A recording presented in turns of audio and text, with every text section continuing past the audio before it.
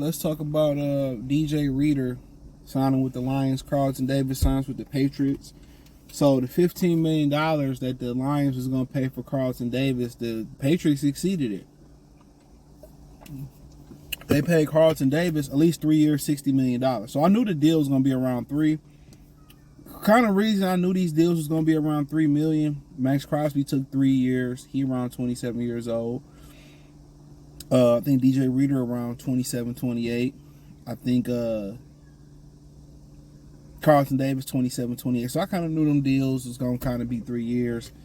So he got 3 years, 60 from New England. Who the coach over? I think Mike Vrabel the coach over in New England now. So they going to play a lot of man-to-man defense. I mean, he went to a worse situation, but guess what? He went to get his money. I ain't mad at him. Go get your money. From 12 was they was trying to offer him to 20. I mean, the Lions say, he ain't a $20 million corner.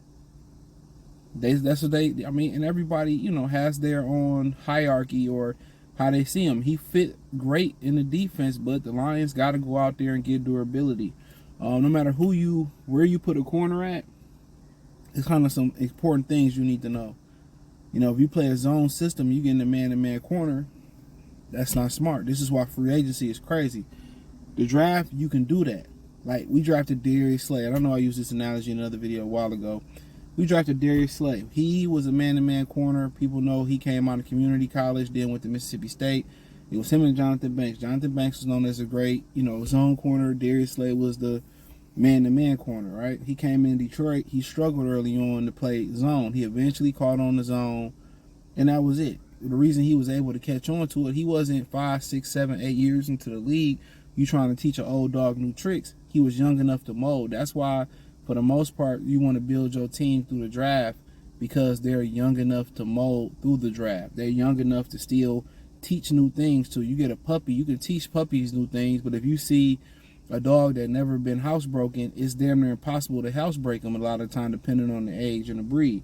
Same thing here. So, I mean, the whole thing about it, DJ Reed, I was saying his name right, DJ Reed, we talked about him as a possible opponent or a possible for the Lions. I mean, he's one of those guys. I think, you know, he was under the radar guys in college. Real scrappy guy, 5'9". I think he ran a 4.4, 4.45 or something like that. A real scrappy guy. I mean, you know, fought his way up. I think he was a 3rd, 4th, 5th round draft pick. Fought his way up, played well with the Jets. I know people talking about, well, I look at the Pro Football Stats or Pro Football Focus. You got to stop looking at the stats. The stats don't always indicate the situation. The Jets, you know, their offense is bad. You know what I'm saying? You know, the stats don't always indicate, you know, what type of player. It's a lot of variables that go into a team game. But I think he's a scrappy guy. I mean, he played well over there for some years. You know, they paid him 3 years, $16 million, so $48 million. So he got, you know, $12 million less than Carlton Davis, and somebody posted up Carlton Davis $20 million. I didn't think they was gonna give him 20, but they gave it to him. He had a tremendous year last year in Detroit. Got him paid. I don't think Tampa was trying to give him $20 million. So Reader gonna come in, or Reed, hope I'm saying his name right. He gonna come in, you know, give you a nice, you know, man-to-man cover corner, tough, scrappy guy. I think he about 5'9", a little undersized, but he played big. No, did he? Terrion Arnold is probably really your number one in training. And then what you got to realize too, they got a lot of depth there. Ennis Rackstraw is right there. They got him working in the nickel. He in the nickel corner. He's the guy on the outside. So if Reader don't hit or something happened to Terrion, you know, you got, you know, old buddy at DJ Reed. I mean, you got Ennis Rackstraw. People tend to forget that. I would have no problem if they would have got a lesser guy, drafted a guy when we're Rackstraw and Terrion Arnold. You drafted them for a reason. Let them grow together. That's my thing about it. But they shored up their linebacker core. They brought their linebackers back, which, you know, I'm in the minority. I like their linebackers. You know, I like their linebackers. You know, the guy at Alabama kind of fit kind of the mold of their linebackers. Just looking at his height and his stats and stuff. So yeah, I like their linebackers. I know I'm in the minority. I like Barnes. I like Rodrigo. I like Alexander Zoni. I like Jack Campbell. So yeah, you know, the only problem I got now is the front. How you gonna rebuild that front? That's the $1 million question. How do you rebuild that front? That's the key. That's why I had no issue bringing just running with Amik, Rackstraw, and Arnold and Vitor and bringing somebody else in. I had no issue with that because you got a great safeties, you got good linebackers. The problem is if you can generate a pass rush with your front four, it's a wrap. If you can generate a pass rush with your front four, it's a wrap. That's the number one thing. Can you generate a pass rush with your front four? So they got to work on that. Aiden Hudson and Lee McNeil, that's a great start. You know, what do you put around that?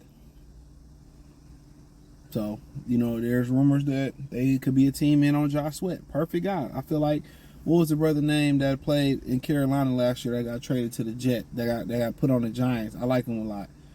Burns. I always call Brian Branch Brian Burns. Brian Burns. He remind me of Burns. Real, you know, rangy guy, kind of built like they real solid.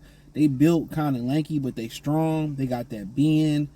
And then a lot of times the Lions don't get them sacks. That's why you want your defensive linemen to have them, your ends or rushers to have them long arms so they can just, you know, grab them quarterback. I think he's a great ace to Aiden Hutchinson.